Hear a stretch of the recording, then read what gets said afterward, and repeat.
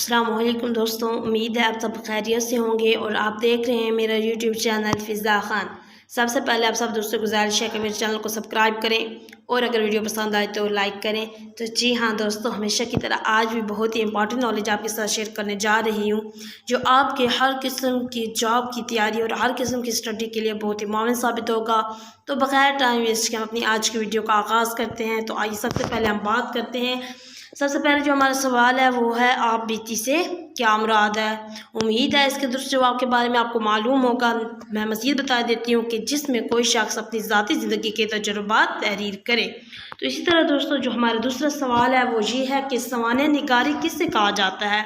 तो जो इसका दुरुस्त जवाब है वो है जिसमें मुसन्निफ किसी दूसरी शख्सियत के हालात ज़िंदगी बयान करे। तो जी हाँ दोस्तों, हम अपनी वीडियो को आगे बढ़ाते हैं और देखते हैं कि किसी तकरीब जैसे या वाक़या का आंखों देखा हाल बयान करने को क्या कहते हैं। तो जी हाँ दोस्तों, जो इसका दुरुस्त जवाब है वो है रुदात नवीसी।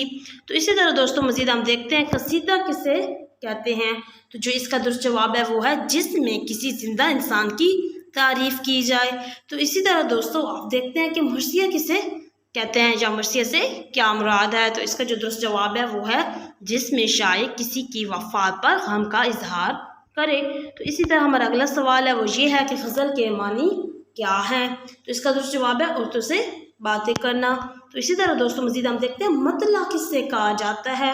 तो इसका जो दुरुस्त जवाब है वो है गज़ल का पहला शेर, यानी कि गज़ल के पहले शेर को मतला कहते हैं। तो इसी तरह नेक्स्ट हमारा क्वेश्चन है वो है मक्ता किसे कहते हैं। तो इसका जो जवाब है वो है आखिरी शेर को मीन के मक्ता उसे कहते हैं जो नज़म या गज़ल का आखिरी शेर हो, बशर्त ये कि शायर अपना तखल्लुस बयान करे।